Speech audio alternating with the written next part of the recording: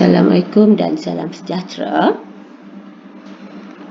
Okey, hari ini kita akan belajar tentang pendapatan individu.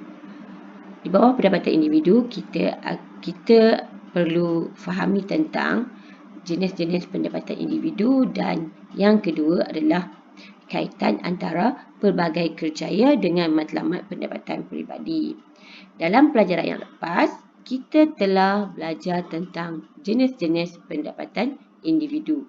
Jadi, pada hari ini, kita akan fokus kepada kaitan antara pelbagai kerjaya dengan matlamat peribadi.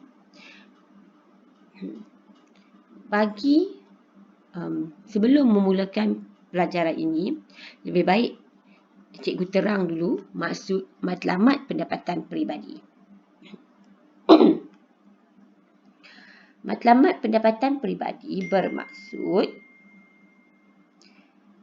objektif ataupun matlamat yang ingin dicapai melalui pendapatan yang diperolehi.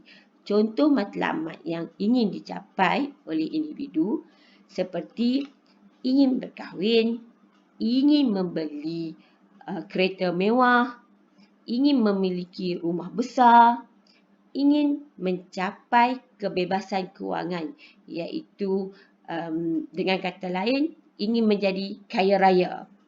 Okey, itu maksud matlamat pendapatan peribadi.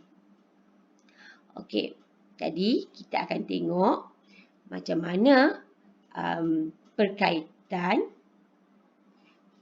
kerjaya tersebut dengan matlamat pendapatan peribadi individu lah. Alright. So kita akan bincangkan ada 5 faktor yang akan kita bincangkan, iaitu yang pertama, pilihan kerjaya, yang kedua, pilihan pendidikan, yang ketiga, kemahiran yang dimiliki, yang kelima, sifat keusahawanan, dan yang terakhir adalah keadaan ekonomi. So, kita pergi kepada yang pertama, iaitu pilihan kerjaya. Alright, di sini, pilihan kerjaya sini kita akan bincangkan berkaitan dengan jenis-jenis pekerjaan yang pelbagai di pasaran. Tetapi, kita mungkin terfikir, mengapa ada orang nak kerja yang memilih pekerjaan yang bagi kita mungkin nampak bahaya, mungkin ada orang yang nak pilih pekerjaan yang susah. So, sini sebenarnya mengapa individu itu memilih pekerjaya seperti itu? Mungkin kerjaya-kerjaya yang bersifat berisiko tinggi, susah dan mungkin kotor ini akan menawarkan pendapatan yang lumayan. Bagi individu yang ada matlamat untuk mendapatkan yang mempunyai sesuatu matlamat yang ingin dicapai, jadi dia akan memilih walaupun kerjaya itu berisiko tinggi. Contoh, kerja mencuci cermin bangunan. So, bukan semua orang berani nak melakukan kerjaya tersebut. Mungkin pada peringkat awal, individu yang melakukan kerja itu pun, dia sebenarnya tak berani nak melakukan kerja tersebut. Tetapi, memandangkan matlamat pendapatannya ingin mencapai untuk memperolehi wang yang banyak, jadi individu tersebut sanggup memilih kerjaya yang berisiko tinggi. Okey, seterusnya, so kat sini kita tengok. Dia kata kat sini, pekerjaan yang berisiko tinggi biasanya akan dibayar gaji yang tinggi. Begitu juga pekerjaan yang sukar akan dibayar gaji yang tinggi. So, kalau tak berani mengambil risiko atau tak tahu nak buat kerja yang sukar, terpaksalah kita pilih kerjaya yang mampu kita lakukan. Alright, seterusnya, faktor yang seterusnya kaitan kerjaya dengan matlamat pendapatan peribadi ni, kita tengok pada pilihan pendidikan. Alright, pilihan pendidikan ni biasanya kita nak kaitkan dengan tahap pendidikan individu lah. Okay, bagi individu yang mempunyai kelayakan pendidikan yang tinggi, kebanyakan pekerjaan akan menawarkan pendapatan yang lumayan kepada individu yang mempunyai kelayakan pendidikan yang kelayakan akademik yang tinggi.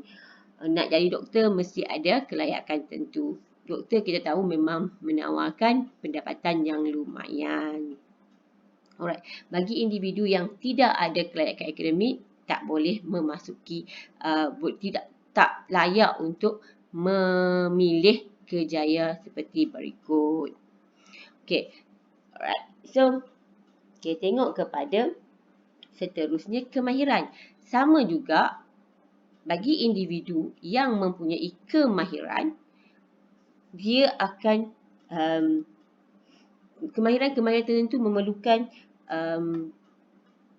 latihan yang lama atau perlu pergi kursus untuk mendapatkan kemahiran.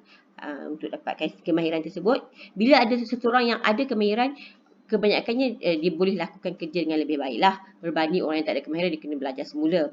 Alright, so kemahiran-kemahiran yang sangat diperlukan adalah seperti kemahiran sumber, kemahiran informasional, alright, kemahiran interpersonal dan kemahiran sistem dan teknologi. Inilah antara kemahiran-kemahiran yang biasanya dicari oleh majikan-majikan untuk memilih pekerja.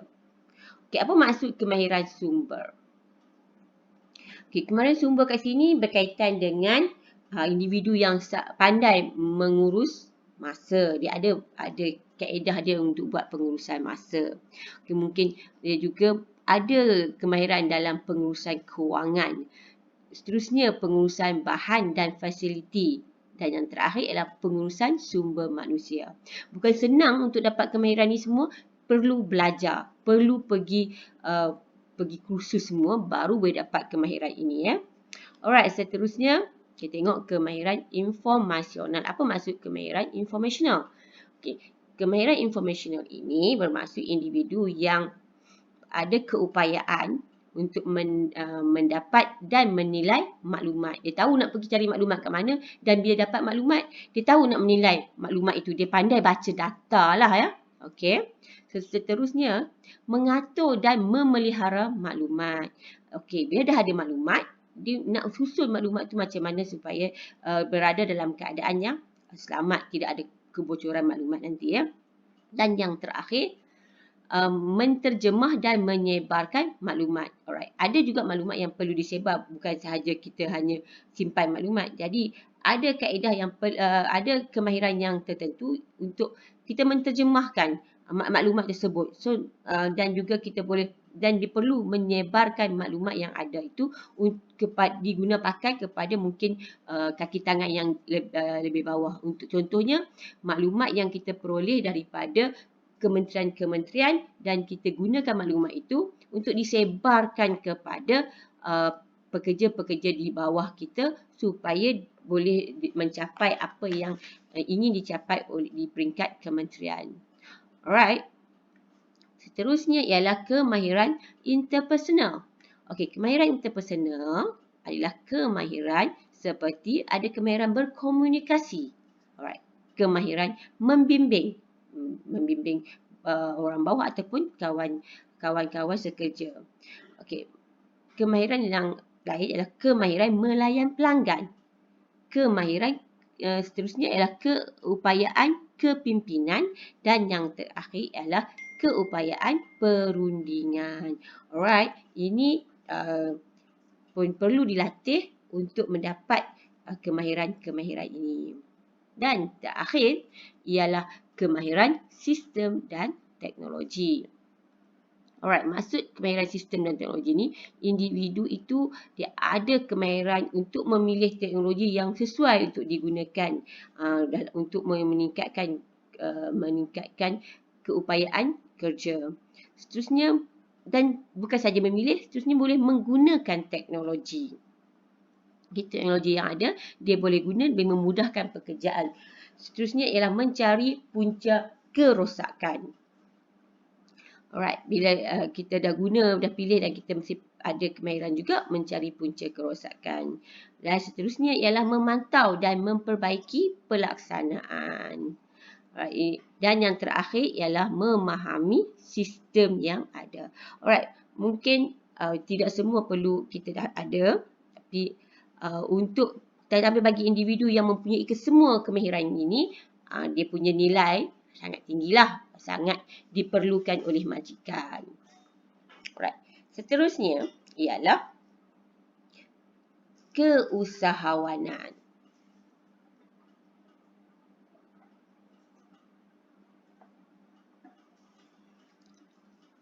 Okey.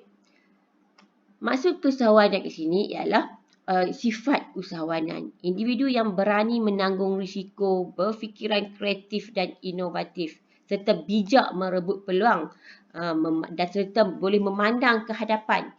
Jadi dia akan dia mampu menjana pendapatan yang lumayan. Okay. Tak semua orang ada sifat hikap ini. Alright, ini pun satu anugerah. Alright. Dan yang terakhir ialah keadaan ekonomi.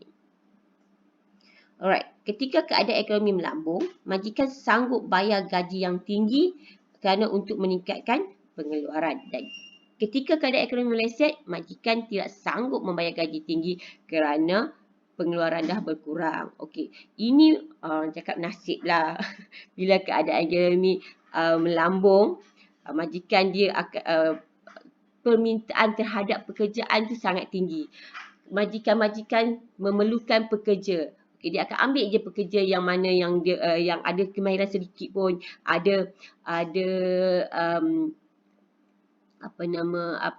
pendidikan yang tahap kelayakan akademik yang kurang pun mungkin majikan terpaksa ambil. Jadi waktu itu untunglah kepada individu yang sedang mencari pekerjaan.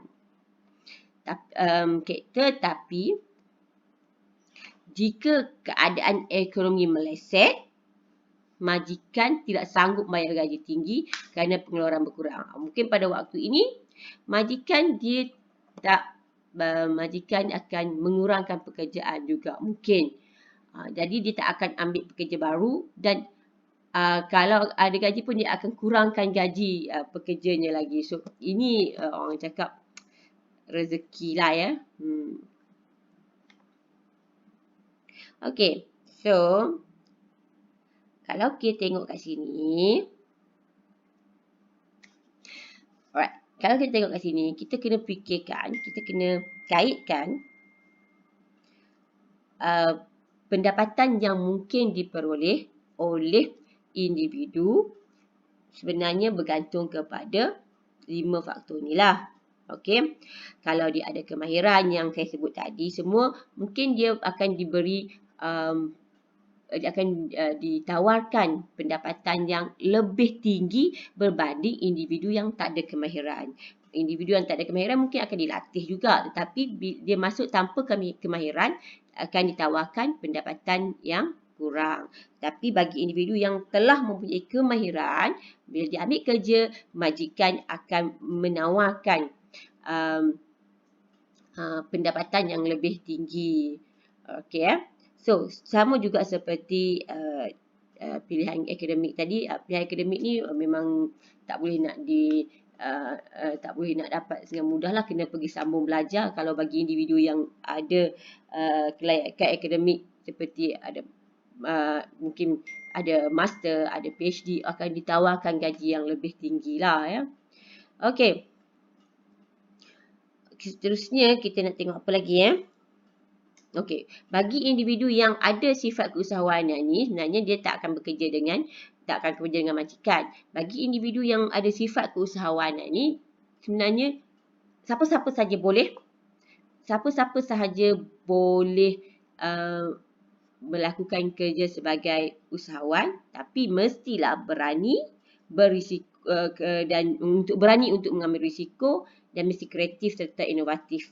Alright. So, individu yang berani mengambil risiko ni, dia sebenarnya dia boleh buat pendapatan yang lebih lumayan berbanding dengan kita bekerja dengan majikan lah sebenarnya, tetapi risiko yang tinggi.